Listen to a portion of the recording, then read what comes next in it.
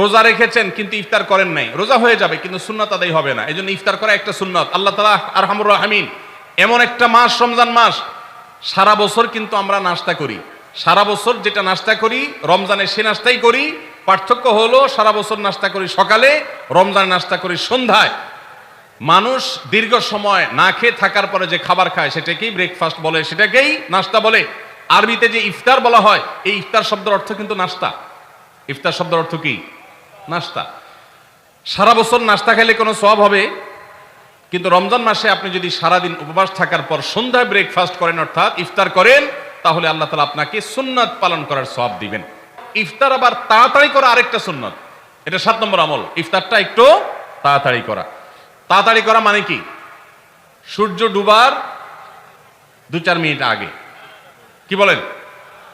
তাহলে তাড়াতাড়ি কেমনে হলো? তাড়াতাড়ি মানে হলো সূর্য ডুবার সাথে সাথে করা, বিলম্ব বা দেরি না করা। নবী করিম সাল্লাল্লাহু আলাইহি ওয়াসাল্লামের ওই হাদিস আবারও আমরা স্মরণ করি, তিনি বলেছেন, লা ইয়াজালুন নাসু বিখাইরিন মা আজ্জালুল ফুতুর ওয়া আখারুস সাহুর।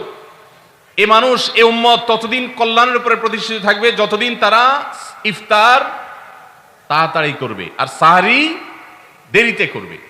ইফতার তাড়াতাড়ি করা এর মানে হলো সূর্য ডুবছে আর দেরি করবেন না। শিয়ারা এবং ইহুদিরা, তাদের মধ্যে রোজা আছে, ফাস্টিং আছে, তারা সেই রোজায় ইফতার করে হলো চতুর্দিক অন্ধকার হয়ে যাওয়ার পর, সূর্য ডুবার পর পর ইফতার করে না। তো এই জন্য নবী সাল্লাল্লাহু আলাইহি সাল্লামের আদর্শ হলো তার বিপরীত, অর্থাৎ সূর্য ডুবার পর পর ইফতার করে ফেলা, অতিরিক্ত বিলম্ব না করা। ইফতারের দোয়া জানা আছে ভাই? কি দোয়া? আমরা একটা দোয়া কমন জানি বাংলাদেশে মানুষ, সেটা হলো আল্লাহুম্মা লাকা সুমতু আলা রিজকিকা আফতারতু। এটাও হাদিসে বর্ণিত হয়েছে, কিন্তু হাদিসের সনদ নিয়ে অনেকে কোনটা নিয়ে আলাপ তুলেছেন, প্রশ্ন তুলেছেন। আল্লাহুম্মা লাকা সুমতু মানে হলো, হে আল্লাহ, আপনার উদ্দেশ্যে রোজা রেখেছি, ওয়া আলা রিজকিকা আফতারতু, এবং আপনার দেওয়া রিজিক দিয়ে ইফতার করেছি। আর ইফতারের আরেকটা দোয়া হলো যাহাবাজ জামা ওয়াবতাল্লাতিল উরুক ওয়া সাবাতাল আজরু ইনশাআল্লাহ। এটা একটা দোয়া। যদি এগুলো দোয়ামূলক নয়, আমরা দোয়া বলছি, এটা মূলত আল্লাহর কাছ থেকে একটা প্রত্যাশা। এর অর্থ হলো যাহাবাজ জামা, আমার পিপাসা দূর হয়ে গেছে, ওয়াবতাল্লাতিল উরুক, আমার শিরা উপশিরাগুলো সব সিক্ত হয়ে গেছে, ওয়া সাবাতাল আজরু ইনশাআল্লাহ, এবং আল্লাহ চাহেন তো এই রোজার বিনিময় আমার সাব্যস্ত হয়ে গেছে, আল্লাহর কাছে এটা স্থির হয়ে গেছে। এটা হলো ইফতারের দোয়া। ইফতারের দোয়াটা কি ইফতারের আগে করব না পরে করব? ইফতারের দোয়াটা যারা ইফতারের আগে করার পক্ষে তারা হাত তোলেন। অল্প সংখ্যক মানুষ, আর বাকিরা সবাই কি পরের পক্ষে না মাঝখানের পক্ষেও আছেন লোক? সব পরের। মাশাআল্লাহ, সব সূক্ষ্ম সূক্ষ্ম মাসআলা দেখি গাবতলী মানুষ জানে, মাশাআল্লাহ, অনেক অগ্রসর দেখা যায়। আল্লাহ আমাদের সবাইকে দিনের জন্য কবুল এবং মঞ্জুর করুন, মাশাআল্লাহ। ভাইরা আমার, ইফতারের দোয়াটা ইফতারের পরে করতে হয়, যেটা বেশিরভাগ মানুষ জানে না, কিন্তু আমি অবাক হলাম যে এখানে বেশিরভাগ মানুষ আপনারা জানেন, মাশাআল্লাহ, নলেজেবল মানুষ, বোঝা গেছে। ইফতারের দোয়ার অর্থের দিকে তাকালেই তো বোঝা যায় এটা আগে না পরে। দোয়ার অর্থের মধ্যে তাকালে আমরা দেখতে পাচ্ছি যে আল্লাহ শিরা উপশিরা সিক্ত হয়ে গেছে, পিপাসা দূর হয়ে গেছে, এগুলো তো ইফতারের পরেই হয়। অবশ্য আমি অর্থ আগে বলে দিছি, সেটা দেখে হয়তো আপনারা অনেকে বুঝে ফেলছেন, মাশাআল্লাহ। তো যাই হোক, ইফতারের শুরুতে বিসমিল্লাহ বলে ইফতার করব, আর শেষে এই দোয়া পড়বো। আল্লাহ আমাদেরকে আমলের তৌফিক দান করুন। আমরা যখন ইফতার সামনে নিয়ে বসে থাকি সন্ধ্যাবেলায়, ভাইরা আমার, সারা বছর নাস্তা তো আল্লাহ তাআলা কম হোক বেশি হোক সবাইকে করার তৌফিক দেন। আমরা সবাই তো কম বেশি নাস্তা করি সারা বছর। আপনি যদি বুফে গিয়ে 100 আইটেমের নাস্তা দিয়েও আপনি খাবার গ্রহণ করেন, সকালের ব্রেকফাস্ট আপনি খান, ইফতারের সময় মাত্র 2-4টা আইটেম নিয়ে বসে থেকে আজানের জন্য, সূর্য ডুবার জন্য যে অপেক্ষা করেন, ওই অপেক্ষার সময় যে অবর্ণনীয় স্বাদ আর তৃপ্তি পাওয়া যায়, পৃথিবীর সমস্ত খাদ্য গ্রহণের মধ্যেও এই তৃপ্তি বা স্বাদ নাই। নবী সাল্লাল্লাহু আলাইহি ওয়াসাল্লাম সেজন্য বলেছেন, লিসসাইমি ফারহাতান, রোজাদার ব্যক্তিকে দুটি আনন্দ দেওয়া হয়, ফারহাতুন ইনদা ফিতরি ওয়া ফারহাতুন ইনদা লিকাই রাব্বি। একটা আনন্দ হলো ইফতারের সময়, অবর্ণনীয়, ভাষায় প্রকাশ করবার অযোগ্য।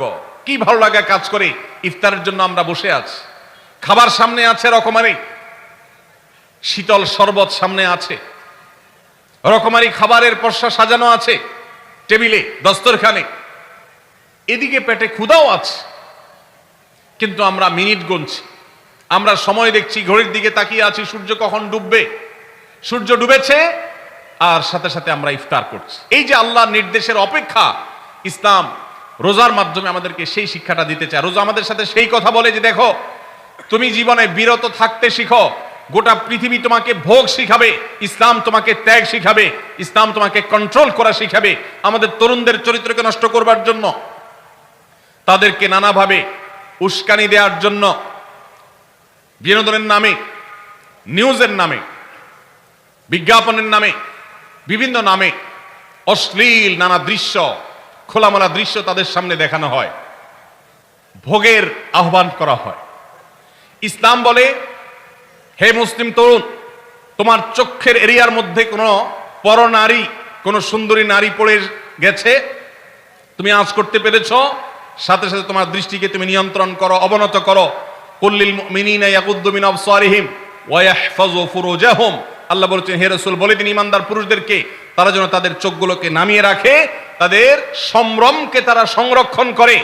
মনে রাখবেন, যা খুশি তা করতে পারা এটা যোগ্যতা নয়। নিজেকে নিয়ন্ত্রণ করলাম, যা খুশি তা করব না, এর নাম হলো যোগ্যতা। ডায়রিয়ার রোগী ডাইরেক্ট হয়ে যায়, যা খুশি যে করে, নিজের মন যেদিকে তাকে নাচায় সেদিকে নাচে, এই লোকটা অসুস্থ মানুষের মতো। আর মুসলিম যুবক, মুসলমান মানুষ, নারী পুরুষ, সে নিজেকে নিয়ন্ত্রণ করে। আল্লাহ এটা হারাম করেছেন, আমার মন চায়, চাইলেই আমি সেটা নিতে পারি, কিন্তু আমি নেব না। আমি একটা জিনিস ধরতে পারি, আল্লাহ হারাম করেছেন, সেজন্য আমি ধরবো না। এই শিক্ষাটা রমজান আমাদেরকে দেয়। অতএব রমজানের সবচেয়ে গুরুত্বপূর্ণ আমল হলো এই 10 নম্বর আমল, সেটা হলো পাপাচার বর্জন করা।